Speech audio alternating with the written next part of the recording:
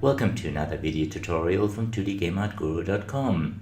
Today I'm working in Affinity Designer to show you the basics of shading with vectors. The object is a simple globe, something that looks like this, a highly reflective globe that has strong highlights at the top and softer highlights at the bottom.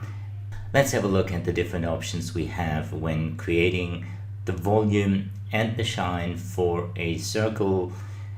There's the flat circle. The easiest one to start with is a linear gradient. It gives me an idea that the light source is at the top, but it doesn't give me any volume. If I change the same gradient to a radial gradient, I get the idea of volume, as well as the fact that it is a rather soft light with the warm yellow hue. Another way to do the shading is by using objects for shadow and highlight. You can do it in something that's called cel shading, that is used in animated movies, where you just have a shadow and a highlight color on top of your base color, or you could add more colors, give it more shine, or combine those elements, use the radial gradient along with additional shapes, and that is exactly what we are going to do in this tutorial now. Let's get started with a circle. Hold the Shift key down to give you a circle rather than an ellipse. Give it a gradient. Affinity Designer chooses the linear gradient by default. Change it to radial and add another color for more highlight so we get a nice volume. I just put the light source in as a reminder of where my lights are.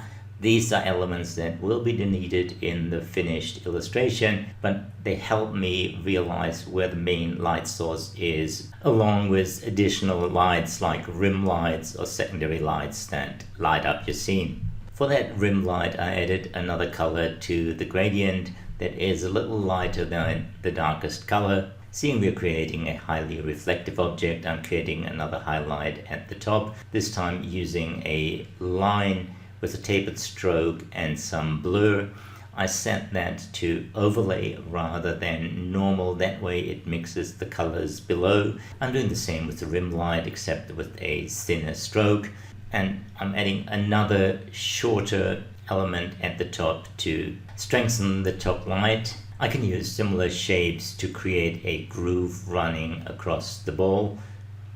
So have a lighter color, duplicate that and give the stroke a darker color.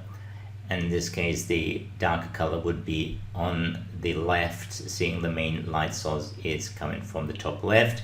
So we have the groove casting a shadow first and then the highlight on the other side of the groove. A little bit of Gaussian blur softens the shadow, and a transparency gradient helps bring out the highlight just at the top, the shadow more towards the outer parts of the ball. I reduced the color to give it more of a metallic look, so we are more in the gray than the blue range, and added darker object in the center of the ball and highlights at the top, plus additional lights and the reflection of the surface the ball rests on. We can push it a little further with more highlights, in this case a rectangle that is adjusted to the curvature of the ball, again blurred and given a transparent gradient, duplicated and mirrored to match the other side. Even though it's a metallic gray at the moment, I'm still setting the highlights to overlay. In case I want to add color later on, the overlay is the preferred blend mode to the normal. I'm going overboard here by adding 3 rows of spotlights on top of the metal ball and adding another highlight at the bottom that would be the reflection of the material below, and we end up with a very shiny metal ball. Now if I adjust the saturation and the hue of this, I can make it a colorful ball again, change the gradient and end up with a nice green to blue gradient looking more like a very shiny marble. Lastly, I changed the color of the shapes in the center from black to blue. The multiply mixes them nicely with the green to blue gradient. I hope you enjoyed this quick shading tutorial. If you learned something today, hit the like button to celebrate your new bit of knowledge.